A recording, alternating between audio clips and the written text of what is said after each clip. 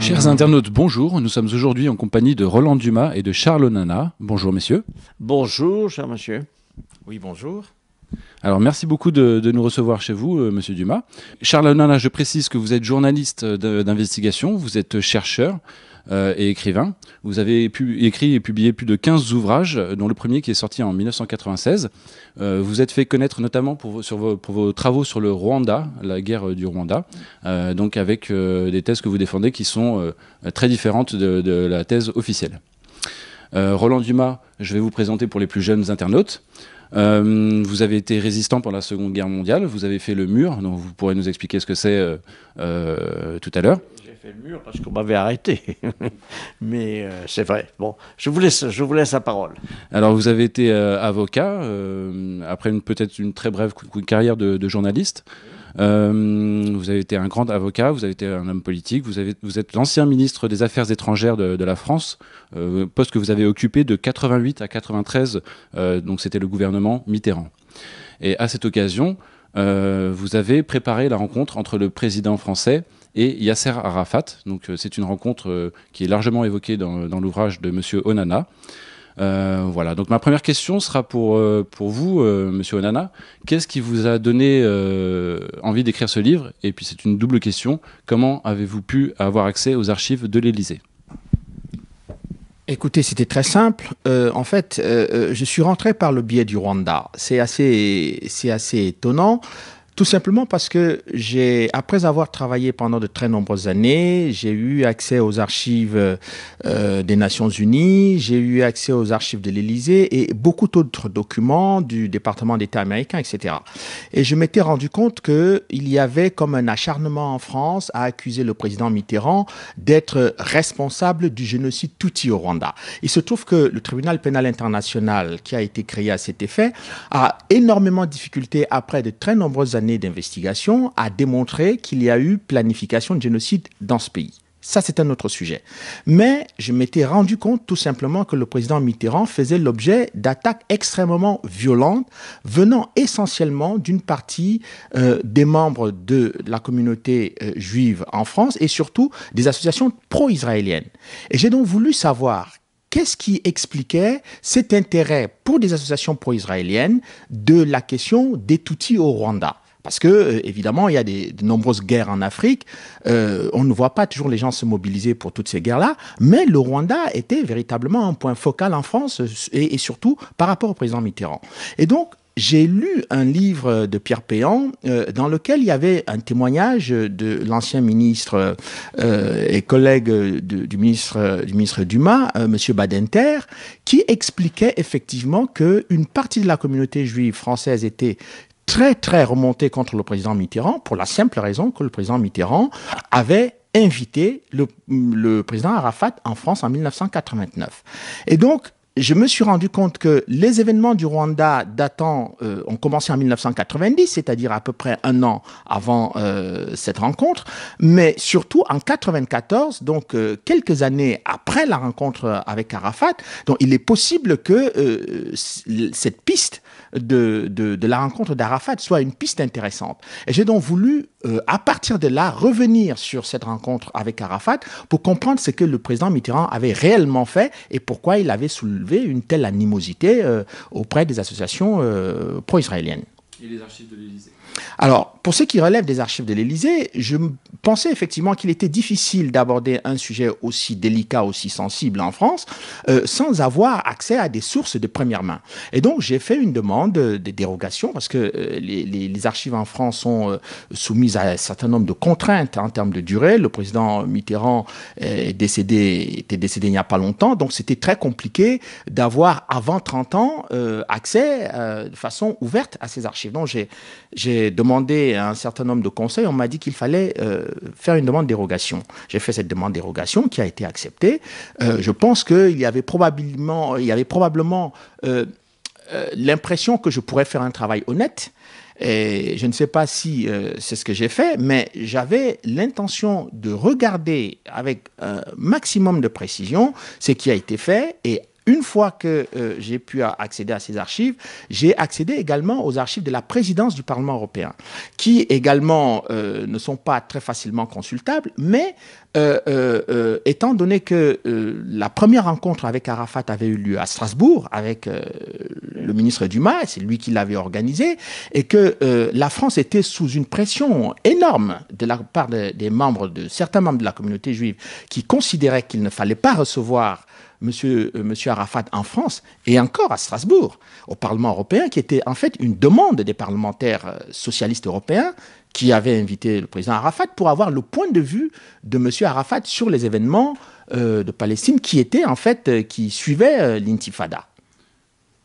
Oui, c'était pas une demande du Parlement lui-même, c'était une demande d'un certain nombre de parlementaires. Un groupe socialiste des parlementaires européens. D'accord.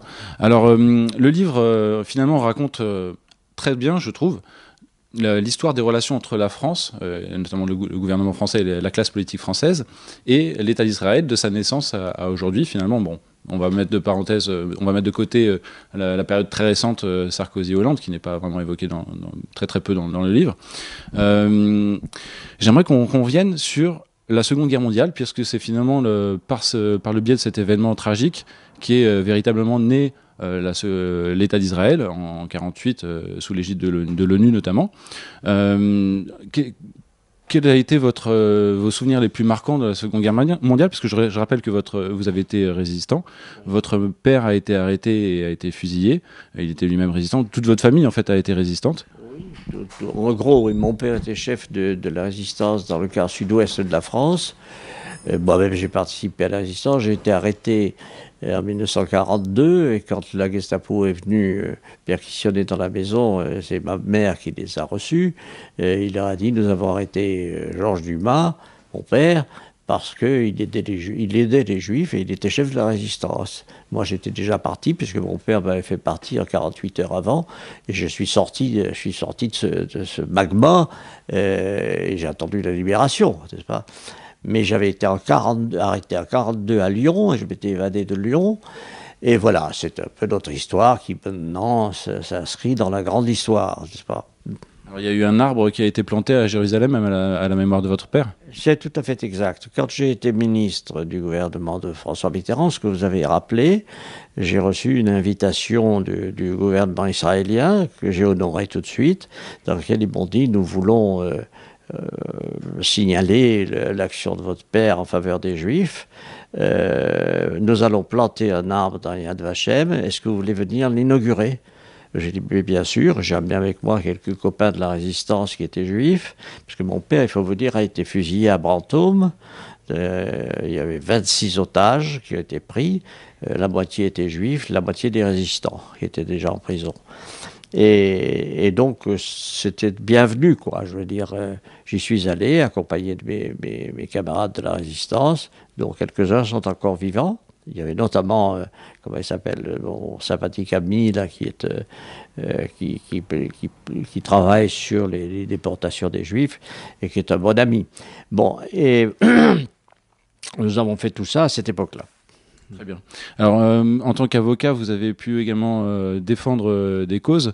Quelles sont les 2-3 affaires qui vous ont particulièrement marqué Je dois dire que j'ai des affaires personnelles, enfin, je veux dire professionnelles, qui ont beaucoup marqué le temps, qui ont marqué l'actualité. Puis j'ai eu une clientèle d'avocats qui n'était pas négligeable, n'est-ce pas? Bon, et puis, ce qui m'a beaucoup marqué aussi, c'était le procès que j'ai plaidé avec Glasfeld à Lyon, contre Barbie, où j'ai plaidé le dernier, et lui avant moi, de façon à concilier très nettement le rapprochement qui s'était fait entre les avocats juifs et les avocats non juifs, et nous avons plaidé tous les deux le même jour. Voilà, c'est un bout d'histoire qu'il faut rappeler sans cesse. Je précise également pour les plus jeunes internautes que vous avez été engagé récemment lors du conflit qu'il y a eu en Libye et également quand il y a eu, on peut dire, un coup de force constitutionnel ivoirien pour mettre en place le nouveau président Ouattara à la place de Gbagbo. Oui, c'est exact. J'y suis allé, je l'ai vu d'abord dans sa prison et son procès commence dans les jours qui viennent. Je n'ai pas voulu, non, je suis à la retraite, je n'ai pas voulu participer à cette défense, mais je suis le procès de très près.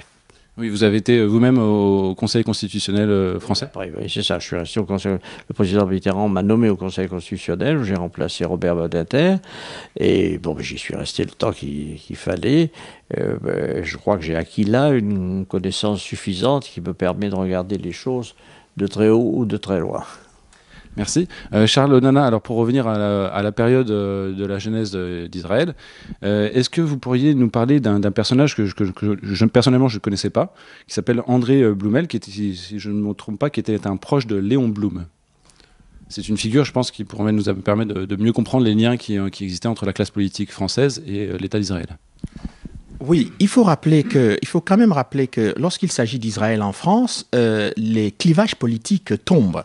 C'est-à-dire, vous ne faites plus trop la distinction entre la gauche et la droite, parce que effectivement, les liens séculaires que le mouvement sioniste a instaurés au cœur du pouvoir politique français sont faits de telle manière que il est très difficile pour les responsables politiques. Je pense M. Dumas en est aujourd'hui aussi un peu la victime. Dès lors où vous avez une position critique vis-à-vis de la politique d'Israël, vous êtes tout de suite suspecté d'être antisémite. D'ailleurs, le président Carter aux États-Unis, quand il a publié son livre sur la question palestinienne, qui était pourtant le partisan des accords de paix de Camp David en 1978, a été immédiatement suspecté d'être antisémite.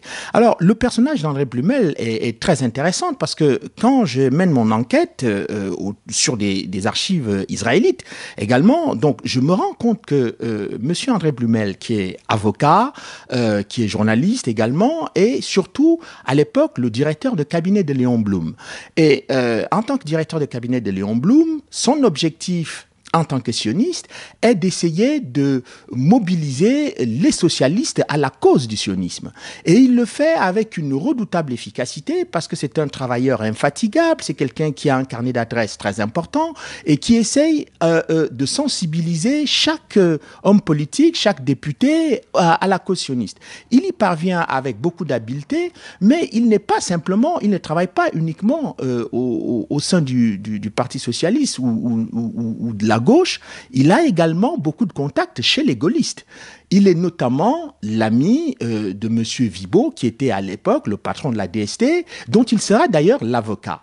Et donc, avec cette casquette-là et ces différentes autres casquettes, d'avocats, etc., de journalistes, il arrive aussi à travailler avec une bonne partie des gens à droite qui vont être des militants sionistes au même titre qu'un certain nombre de socialistes français. Et donc, ce travail souterrain de monsieur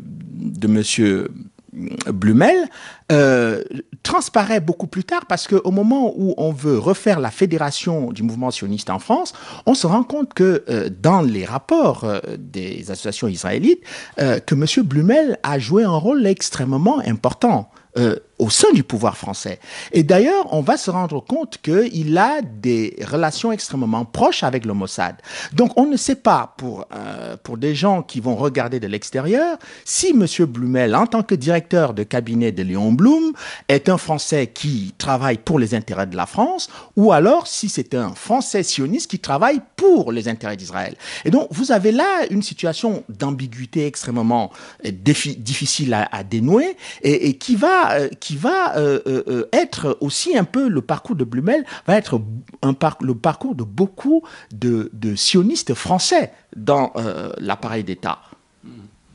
Alors une chose également que j'ai appris dans votre livre, c'est que pendant ou juste au sortir de la Seconde Guerre mondiale, les Anglais étaient peut-être soutenaient un petit peu moins le projet sioniste qu'ils l'avaient fait pendant la Première Guerre mondiale, puisqu'il y avait eu la fameuse déclaration Balfour en 1917.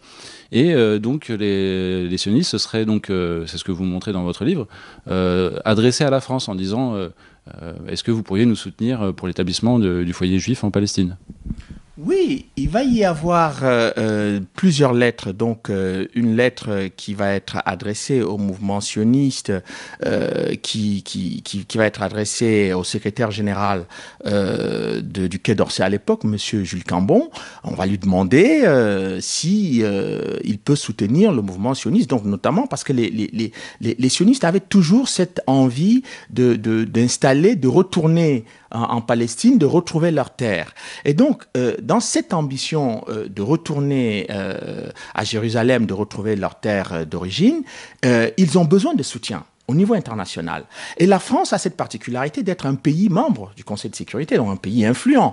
Donc, ils ont besoin de la France, même si, malgré le fait qu'il y a également des membres très influents du mouvement juif en Angleterre, mais la France, pour eux, est un pays très important parce qu'en fait, le mouvement sioniste, il faut le dire, s'est incrusté en France dans les années 20. On parle généralement de la montée de l'antisémitisme en France dans les années 30, etc. C'est un fait, mais ce qui passe très souvent inaperçu et qui n'a pas fait l'objet de beaucoup de recherches et d'études par des historiens, c'est qu'au même moment où il y a peut-être cette montée de l'antisémitisme en France, il y a aussi une montée extrêmement forte et très fulgurante de la conquête du sionisme dans la classe politique. C'est-à-dire que le mouvement sioniste travaille, comme on le disait tout à l'heure avec Blumel, travaille à conquérir effectivement des hommes politiques, à séduire des hommes politiques français pour qu'ils adhèrent au mouvement sioniste. Et donc vous allez avoir un certain nombre d'intellectuels juifs qui vont faire ce travail-là, et ils font eux-mêmes le bilan, presque à la fin de la guerre, avant la fin de la guerre, de cette situation. Et avant donc cette déclaration Balfour, il va y avoir cette lettre qui va être adressée au secrétaire général du Quai d'Orsay, qui va répondre en disant qu'il a beaucoup de sympathie pour le mouvement sioniste. Et la réponse du secrétaire général du Quai d'Orsay va attirer, va provoquer un enthousiasme terrible chez les sionistes qui vont considérer que c'est la première fois qu'un État important, donc la France, apporte un soutien, un appui, une caution morale à leur démarche. Et donc, évidemment, cette lettre était, je pourrais dire, le préambule à la déclaration Balfour, ce qui est aujourd'hui assez ignoré de beaucoup de gens. Très bien. Alors, je voudrais qu'on évoque deux épisodes qui... Enfin, deux épisodes, c'est plus que deux épisodes. Le premier, c'est un épisode, c'est... les fameux bateaux qui ont été refoulés en Palestine ou en Turquie, je ne sais plus, et qui ont dû revenir en France et qui ont été où les Juifs ont pu être débarqués. Non, ils ont pu rester sur le bateau. C'est-à-dire que la France était d'accord pour que les bateaux soient renvoyés en Palestine. Ça montre à quel point la France, au niveau international, même par rapport à d'autres pays, soutenait la cause sioniste. Et puis le second événement que j'aimerais qu'on évoque, c'est le programme nucléaire israélien. Où là peut-être les jeunes ne savent pas, mais la France a beaucoup aidé Israël pour développer son programme nucléaire. Tout ça, c'est de l'histoire. Mais c'était une histoire qui était méconnue jusqu'au livre de M. Charles Dana, des recherches qu'il a pu faire. Mais c'est vrai, ce qu'il vient de dire, moi je ne savais pas, j'étais trop jeune à l'époque. Mais moi, j'ai pas connu Blumel, mais j'ai connu Léon Blum. J'ai même failli travailler pour lui, puisqu'à la Libération, quand il a été libéré des camps allemands, il est venu à Paris. Il avait comme directeur de cabinet un monsieur qui s'appelait monsieur De Glane, et qui était un fonctionnaire, et qui était un ami de mon père dans la Résistance. Et il a voulu m'appeler avec lui, en me disant « Léon Blum est d'accord pour te recevoir, etc. » Mais je faisais ma thèse en Angleterre, donc j'étais un peu étudiant dérivé, donc je n'ai pas donné suite à ça. Ce que je regrette beaucoup, parce que j'ai eu beaucoup d'admiration pour Léon Blum, pour sa famille, pour ce qu'il a fait, la façon dont il a géré les affaires de la France juste avant-guerre.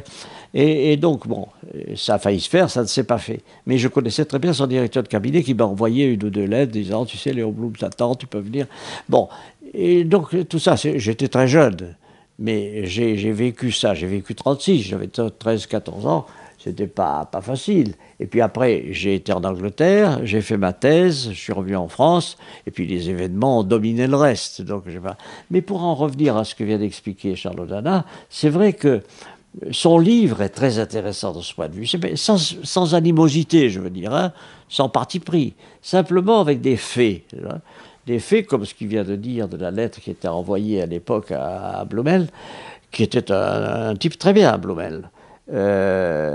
c'était un échelon dans le rapprochement entre le sionisme et la France de l'époque. Donc c'est très intéressant. Ça a été fait avec beaucoup de, comment dirais-je, je le dis en sa présence, ça a été fait avec beaucoup de précision, de sérieux. Et il faut que tous les gens qui sont avides de savoir, simplement savoir, lisent ce livre, parce que c'est quand même son cloche que l'on n'entend pas tous les jours, et c'est intéressant que l'on sache un peu notre histoire, comment elle s'est passée. Bien sûr, ce qui est intéressant, c'est que vous avez pu rencontrer des gens de différents partis, de différents bords, puisqu'il y a aussi bien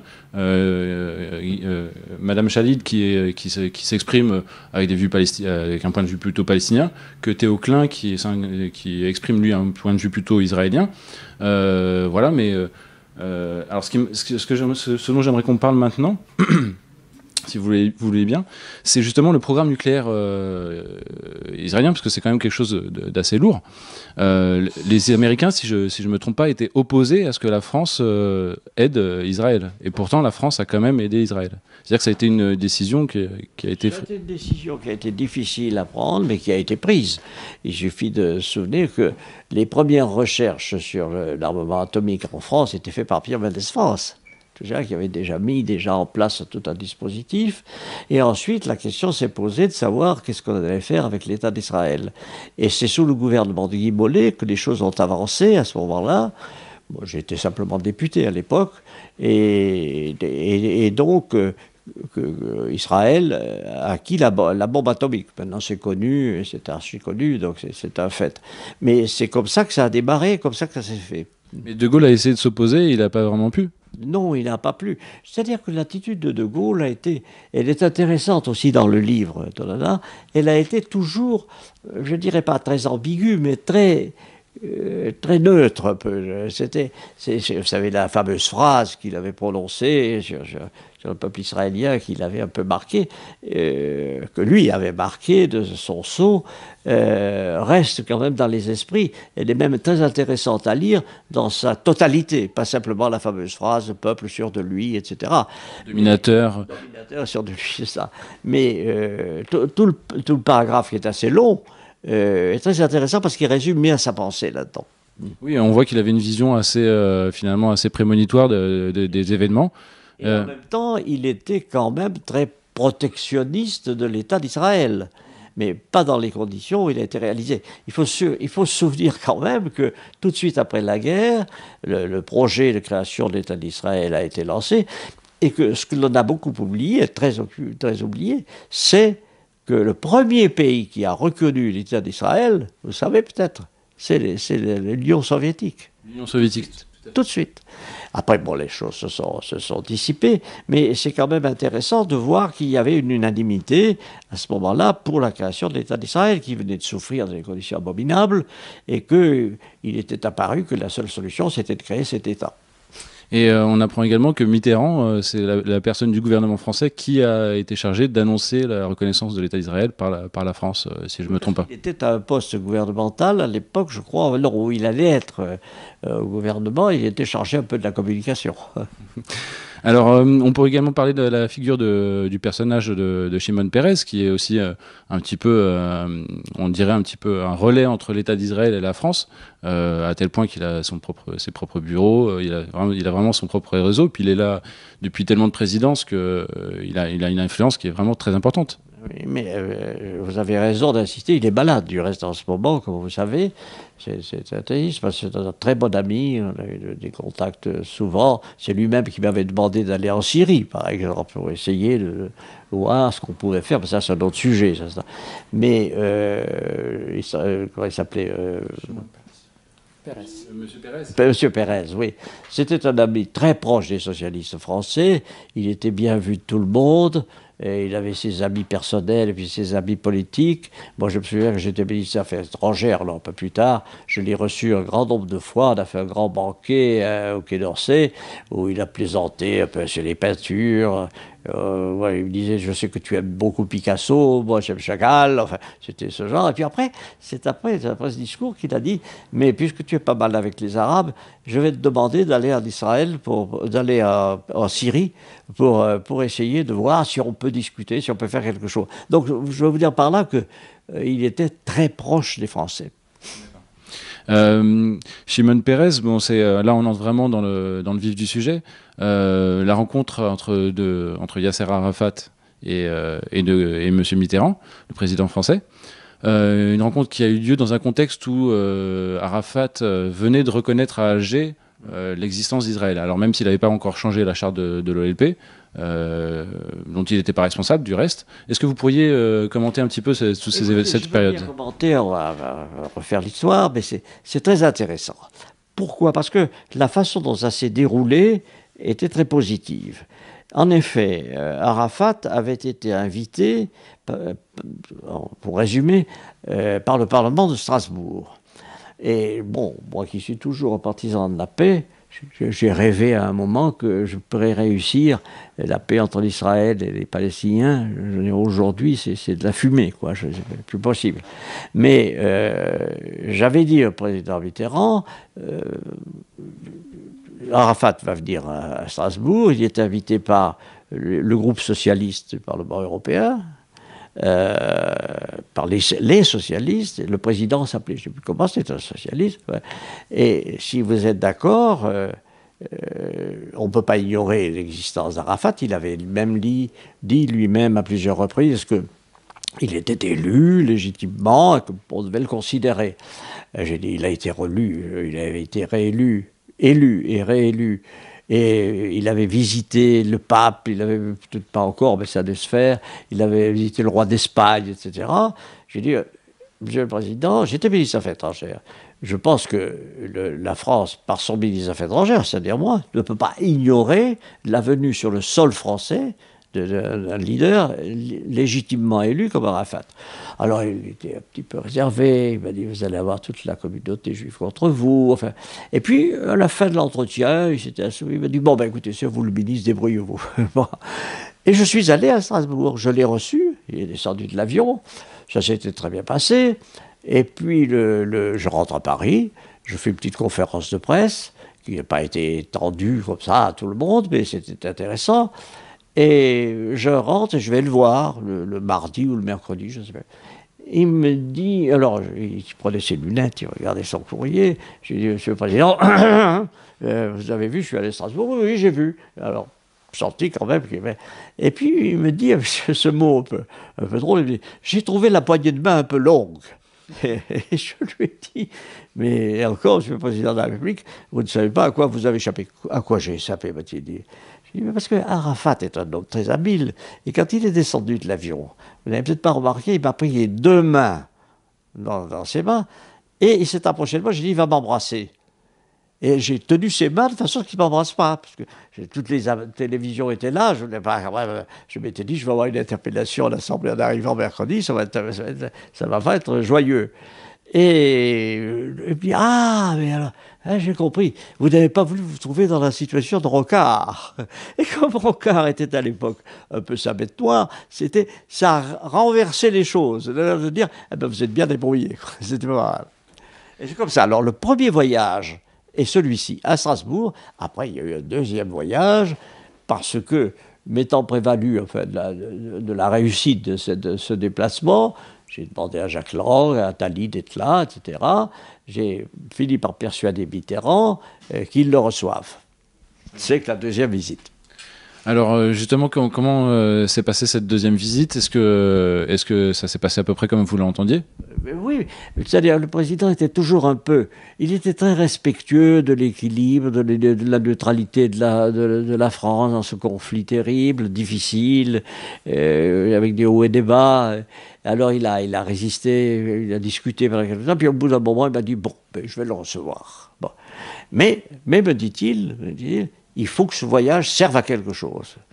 Alors, moi, je me suis risqué, je lui ai dit, écoutez, je vais le voir, je vais essayer de lui faire dire ce à quoi les Israéliens tiennent beaucoup, à savoir que la charte de l'OLP n'existe plus. Oh, vous n'y arriverez pas. Il m'a dit, vous n'y arriverez pas. Laissez-moi faire. Et je l'ai reçu au Quai d'Orsay, on a discuté un long moment, et puis je lui ai dit, écoutez, il faut faire un geste. Mais il m'a dit, je l'ai dit déjà, attends là. J'ai dit, mais alors, si vous l'avez dit, à plus forte raison, vous pouvez le répéter. Très bien. J'ai dit, écoutez, j'avais pris un peu mes précautions et mes renseignements. J'avais dit, vous allez ce soir à la télévision française, eh bien, si un journaliste vous pose la question, vous pourrez le dire. Bon, alors il avait pris son secrétaire qui était à côté. Qu'est-ce qu'il faut que je dise? Vous pouvez dire par exemple que la charte est caduque. Caduque, alors ne suis pas noté, etc. Et c'est cette phrase qui a fait le tour du monde, dans laquelle il avait dit, mais la France, aujourd'hui, la charte est caduque, donc elle n'existe plus, Israël n'a pas à s'inquiéter, etc. Enfin, toutes les choses. Et ça s'est bien passé. Ça s'est bien passé. Le contexte, c'était que en fait, la France, si je me trompe pas, soutenait une conférence internationale pour la paix, alors que les États-Unis, avec Israël, demandaient des énièmes élections en Palestine. Ah, oui, c'est-à-dire que les États-Unis ont toujours été dans un système qui avance et qui soit un système étroit qui contrôlait bien. Ils contrôlaient du reste avec les accords avec l'État d'Israël. Donc, quand il y a des questions de la conférence qui était la position de la France, position officielle, décidée par le président de la République, ils ont été contre, et du reste, ça n'a pas marché pour ça. Alors, Charles Nana, donc cette conférence, malheureusement, n'a pas eu lieu, mais en revanche, la rencontre a bien eu lieu. Pourquoi elle a suscité autant d'espoir? Quel était le rôle, la place privilégiée de la France entre, d'un côté, son amitié avec Israël et deux autres, sa défense des peuples à avoir une nation, à disposer d'eux-mêmes, le droit des Palestiniens en l'occurrence? Il faut dire que cette rencontre a été un moment décisif, déterminant dans la politique extérieure de la France, et surtout pour ce qui est des septennats du président Mitterrand. Parce que ce que peu de gens savent, c'est qu'en fait, M. Arafat a cherché cette rencontre depuis 1984. Il a envoyé de nombreux émissaires en France pour essayer d'obtenir cette rencontre. Il y a eu des gens qui ont rencontré M. Bruno Delay, qui était au ministère des Affaires étrangères, et puis par la suite qui était au Quai d'Orsay, qui s'est retrouvé à la présidence de la République. Ils ont envoyé des gens rencontrer M. Attali, des émissaires qui sont venus rencontrer M. Attali, qui sont venus rencontrer M. Védrine. Donc il y avait une volonté farouche de M. Arafat de rencontrer le président Mitterrand avant la rencontre d'Alger de 1988. Mais le président Mitterrand, les diplomates du Quai d'Orsay sentaient que c'était difficile. Mais il y avait un autre problème. C'est que lorsque les parlementaires européens, suite aux différentes visites que M. Dumas évoquait tout à l'heure, les parlementaires européens tenaient absolument, après le début de l'intifada, d'avoir un point de vue palestinien au sein du Parlement européen, qu'ils ont pensé que M. Arafat était bien placé pour venir expliquer ce qui se passait là-bas.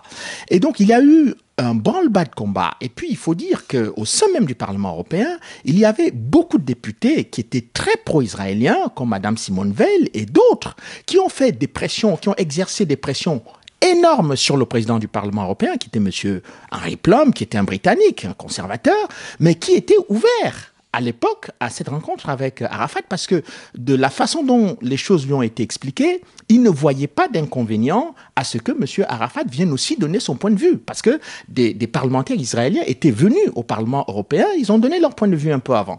Donc, pour les parlementaires, le groupe socialiste, ils trouvaient qu'il était aussi logique que les Palestiniens viennent aussi s'exprimer. Alors, le président Plum a reçu une série de lettres extrêmement agressives à son encontre parce qu'il n'avait pas envie de fermer la porte à la demande des députés. Et donc, lorsque, effectivement, on a vu les conditions dans lesquelles M. Dumas s'est rendu à Strasbourg, et d'ailleurs, l'inquiétude du président Mitterrand, elle est sous-jacente dans un certain nombre de correspondances du Quai d'Orsay, de l'Élysée à l'époque, où on sent très bien que celui qui osera, parce que d'ailleurs, il faut rappeler que le CRIF avait publiquement dit que ce serait une insulte à la mémoire des victimes des attentats en France, si M. Arafat était reçu par les autorités et les membres du gouvernement français. Donc, il y avait un climat de frilosité tel que on est quand même surpris, enfin, beaucoup de gens ont été surpris d'apprendre que M. Dumas se rendait à Strasbourg pour rencontrer Arafat. Mais c'est un moment, quand je disais tout à l'heure, je parlais de tournant, c'est que à ce moment-là, on est dans une situation qui, objectivement, sur le terrain, est bloquée. C'est-à-dire qu'il n'y a pas de dialogue entre Israéliens et Palestiniens. L'intifada a pris de telles proportions qu'il est difficile, on ne voit pas par quelle voie on peut passer pour essayer d'obtenir un dialogue. Je ne parle pas encore de rapprochement, mais la possibilité que les deux parties puissent se parler. Mitterrand bénéficie d'un avantage énorme à cette époque-là, c'est qu'il est reconnu par les Israéliens comme quelqu'un qui est très pro-israélien, qui est même à la limite pro-sioniste, mais il est également quelqu'un qui est très respecté par les Palestiniens, du fait qu'il a sauvé Arafat avec l'attaque du Liban, etc., en Tunisie également. Donc, Arafat est prêt à accepter ce que Mitterrand lui demande. Donc, c'était du jamais vu dans les relations entre Israéliens et Palestiniens pendant plusieurs années, d'avoir un chef d'État européen qui se retrouve dans une position où il est respecté par les deux parties. Donc Mitterrand, on pourrait dire qu'il remplissait les conditions. Mais effectivement, le président Mitterrand avait un autre problème, c'est qu'il savait que pour une partie de la communauté juive qui en voulait personnellement à Arafat ou qui était opposée au fait qu'un Palestinien de cette dimension puisse venir en France après les attentats de la rue des Rosiers et d'autres attentats qui sont déroulés sur le sol français, il considérait que c'était quelque chose qui était inacceptable pour eux. Donc il y avait une pression, mais extrêmement forte, qui pesait sur l'ensemble du gouvernement français. Et je pense que le président Mitterrand, quand je lisais les déclarations, les rapports qui étaient faits au président Mitterrand, il ne l'a peut-être pas dit à M. Dumas, mais je pense qu'il était convaincu que M. Dumas avait la carrure nécessaire pour organiser cette rencontre. Donc il l'a laissé faire, mais je pense qu'il était convaincu qu'il allait réussir. Et donc quand on a vu effectivement que la rencontre s'est déroulée à Strasbourg dans des conditions normales, malgré les protestations, eh bien la deuxième rencontre, alors là, elle a été l'objet d'un bras de fer extrêmement fort entre le président Mitterrand et les membres du CRIF qui ont demandé à de nombreuses occasions la possibilité de rencontrer le président Mitterrand avant la rencontre avec Arafat. Et le président Mitterrand a refusé d'accepter cette rencontre avec le CRIF. Et, il les a rencontrés après. Il les a rencontrés après. Mais il y a un autre élément qui est important. À ce moment-là, c'est que le président du CRIF, M. Théo Klein, que j'ai rencontré, a une position beaucoup plus modérée que beaucoup de membres du CRIF. Mais comme il me le disait, c'était très important pour lui il ne pouvait pas ne pas avoir la position qui était la sienne parce qu'il avait le poste de responsabilité à la tête du CRIF. Donc, il ne pouvait pas se détacher de sa base. Mais on va rencontrer, on va découvrir ce qui va se passer à son encontre lorsque, dans une manifestation publique, il va dire que dans la communauté, il parle de la communauté juive, il n'y a pas que ceux qui crient, il y a également ceux qui réfléchissent. Alors là, il va provoquer un tollé au sein de la communauté juive où beaucoup vont demander sa démission. Mais comme c'était un avocat, monsieur Klein... Un ami très fort, parce qu'il avait une très grande personnalité, et c'était un ami, il était l'esprit très ouvert, tout en respectant quand même les données internationales de ce problème. Il était très conscient de ça. Il était très conscient en même temps des exagérations qui venaient d'un côté et de l'autre. Parce que ce que dit Onana est très vrai. Moi, je l'ai vu un grand nombre de fois. Il me disait, il faut aller doucement, mais on va y arriver. Enfin, c'était quelqu'un de très encourageant. Et il était un interlocuteur positif. En quelque sorte. Mais alors, comme vous dites, il était menacé de dissolution. Oui, de démission. Enfin, on voulait sa tête, etc. Mais il avait un autre atout parce que c'était un franco-israélien. Donc, c'est quelqu'un qui avait déjà... Il était avocat à Paris. Oui, tout à fait. Il était avocat également en Israël. Et il avait déjà lui-même commencé un dialogue avec les intellectuels arabes. Il a même coécrit un livre avec des intellectuels arabes. Donc, c'était pas quelqu'un qui arrivait les mains vides sur ce terrain-là. Donc, c'est comme si on lui déniait la possibilité d'avoir une position différente des membres du CRIF, mais finalement, le poids du CRIF a largement pesé sur son président, et finalement, la rencontre a eu lieu. Et donc, quand la rencontre a eu lieu, eh bien, je retranscris intégralement l'échange entre le CRIF et le président Mitterrand. C'est un échange extrêmement violent. C'est-à-dire que les membres du CRIF sont venus avec l'intention, je dirais, en quelque sorte, de réprimander le président Mitterrand d'avoir organisé une réunion, une rencontre avec Arafat sans demander leur avis. Oui, bien sûr. Et puis, alors, il lui reprochait aussi de l'avoir laissé organiser, et tout s'est concentré sur moi à l'époque. Et moi, je me souviens d'une entrevue qu'on avait eue à Londres, où on était là-bas en même temps avec le Premier ministre israélien, qui avait demandé à le voir, et en ma présence, il a dit, nous savons, Monsieur le Président, que vous êtes un ami d'Israël, mais ce que nous ne pouvons pas supporter, c'est la position la politique de votre ministre des Affaires étrangères. Et Mitterrand, qui était quand même gêné, puisque j'étais là, il a dit, mais est-ce qu'il faut que je vous dise, Monsieur le Premier ministre, que Roland Dumas est ministre des Affaires étrangères français et pas israélien? C'était quand même assez tendu, mais c'était pour traduire un peu ce que vous venez de me dire, qui était l'exacte vérité de cette époque. D'ailleurs, moi, j'ai noté une sorte de similitude dans les réactions vis-à-vis de deux ministres des Affaires étrangères, M. Dumas, mais aussi Couve de Murville, qui était le ministre des Affaires étrangères du général de Gaulle.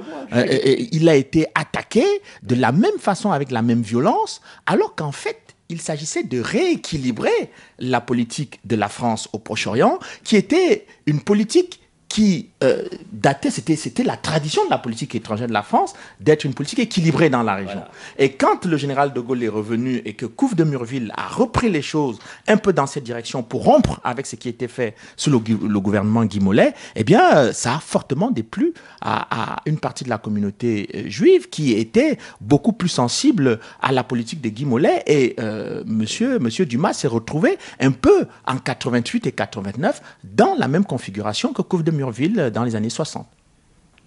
Alors, si je peux me permettre également, je voudrais préciser que la violence des attaques verbales ou autres envers Mitterrand et envers votre personne a été vraiment très vive. Hein. C'est ce qu'on apprend notamment dans le livre. Il y a eu même à Jérusalem l'arbre dont on a parlé, qui a été planté à la mémoire de votre père, qui a été... Sur le plan sentimental. Et donc, comme je vous l'ai dit, le gouvernement israélien avait pris la décision d'honorer mon père, etc., juste parmi les justes. Il a donc planté un arbre que je suis allé inaugurer, etc. Cet arbre a été arraché un grand nombre de fois, 3-4 fois. Du reste, le gouvernement... Pierre Klein était à cette époque-là, au CRIF, mais il était venu me voir, enfin, il était très chaleureux avec moi, et le gouvernement israélien avait été très correct. Ils m'ont envoyé dans un chute en disant, on a des extrémistes partout, etc. Bon, mais c'était plus, je dirais, plus sensible et plus sentimental que politique. C'est pour ça que j'ai dit à l'époque, bon, écoutez, on laisse les choses comme elles sont, les extrémistes, on les laisse, et puis voilà. Pour en revenir aux politiques, c'est vrai qu'on voit aussi que les agents sionistes, enfin en tout cas ceux qui relaient les positions sionistes en France, ont une forme d'intransigeance. Hein. J'aimerais citer la phrase de Golda Meir qui déclare « Ceux qui ne sont pas avec nous sont contre nous ». Donc c'est un petit peu une constante, on l'évoquait en préparant cet entretien, c'est-à-dire que effectivement on a du mal à émettre une critique sans être tout de suite taxé d'être l'ennemi d'Israël. C'est vrai que c'est quelque chose de problématique. Cet entretien touche à sa fin. J'aimerais qu'on évoque également donc la conclusion de Leïla Chaïd, parce que vous avez pu rencontrer vraiment beaucoup de monde, hein. Bien sûr Roland Dumas ici présent, Théo Klein. Elle était l'ambassadrice à Paris de Arafat, et puis, enfin, du mouvement palestinien. Elle avait beaucoup d'aisance, beaucoup de facilité, elle s'exprimait bien. Et maintenant, elle est à la retraite, je la vois de temps en temps. Enfin, on est deux retraités. Et donc, il faut admettre ça. Mais ça a été quelqu'un qui a joué un rôle, parce qu'elle était en même temps, dans ses propos, elle était très ferme, mais en même temps, elle était assez modérée. Elle n'injuriait pas, elle était bon. Et donc, voilà, elle a joué un rôle, elle est restée très longtemps à Paris. Du reste, elle est revenue à sa retraite, elle est revenue vivre en France. Enfin, elle a une maison, etc. Voilà, donc c'est une grande dame qui a fait beaucoup pour le mouvement et qui est encore considérée dans le monde entier. Même chez les Palestiniens, même chez les Israéliens, pardon. Alors, sa conclusion par rapport à l'échec du processus de paix, je vais vous la lire, hein, c'est à la fin de votre livre. Nous avons décidé il y a 19 ans d'arrêter toute la lutte militaire pour décider de négocier la solution de 2 États. Mais soyons honnêtes, nous avons échoué. La solution préconisée par le président Mahmoud Abbas, par le Premier ministre, par Yasser Arafat avant son décès. Ça fait 20 ans que nous négocions soi-disant une solution de l'occupation militaire de nos territoires depuis 45 ans. Et qu'est-ce que nous avons fait? Nous n'avons même pas réussi à faire retirer l'armée israélienne ni de Gaza, ni de Cisjordanie, ni de Jérusalem-Est. Donc, regardons la réalité en face. La communauté internationale est responsable aussi de notre propre échec, parce qu'il est évident que nous avons un déséquilibre de force totale en faveur d'Israël. Il y a également la conclusion de Théo Klein qui est assez proche et qui est très intéressante. La communauté internationale, donc c'est un mot qui veut tout et qui veut rien dire. Hein, Mais la communauté internationale, elle existe, mais il faut être très réaliste. Elle existe comment? Quelle est son orientation? Elle est entre les mains de qui? Elle est entre les mains de la présidence des États-Unis, c'est bien connu, etc. Donc il est très difficile dans ce marais de tracer une ligne et surtout de la suivre et de la faire aboutir. Ceux qui pensent que la paix passe par là, ils devraient être plus actifs, quoi. Alors que c'est unilatéral et les choses avancent toujours dans le même sens. Et je ne vois pas, je ne sais pas si d'autres la voient comme moi, je ne sais pas si Johanna arrivera à cette conclusion, c'est qu'il faut redoubler d'efforts, il ne faut pas perdre l'espérance, il faut au contraire se manifester et être créatif. Autrement, les choses empireront. Vous savez, quand on ne va pas dans le sens du bien, on est automatiquement attiré vers le mal. Belle conclusion. Charles Nana, de manière un petit peu peut-être plus personnelle, votre livre, donc il a été chroniqué par Richard Labévière, ancien rédacteur en chef de RFI. Il a eu ce mot donc, en disant, il avait eu cette prophétie à propos de votre livre, qu'il pensait soit qu'il serait passé sous silence, ça c'était la deuxième option, soit la première, si vous pouvez raconter. Oui, il a fait une belle chronique dans laquelle il disait que mon livre, soit il sera violemment attaqué, soit il sera passé sous silence, mais qu'il optait plutôt pour la seconde hypothèse, parce que les questions que le livre soulevait étaient des questions embarrassantes actuellement, et que débattre de ces questions-là était extrêmement délicat.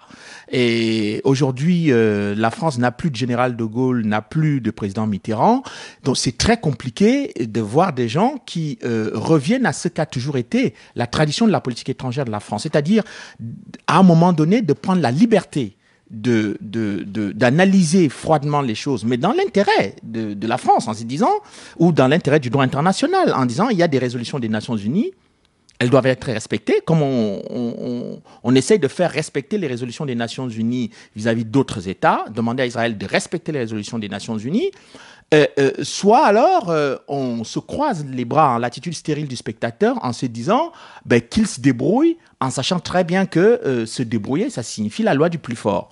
Et ce qui est difficile dans ce dossier aujourd'hui, c'est de constater, que ce soit l'expérience de Leila Chaïd, que ce soit la position, M. Dumas a une formule d'ailleurs qui est assez forte en disant la solution dans ce problème, c'est qu'il n'y a pas de solution. C'est qu'on arrive, c'est-à-dire il y a deux lectures. On peut lire ça de façon pessimiste, mais on peut aussi lire ça de façon optimiste.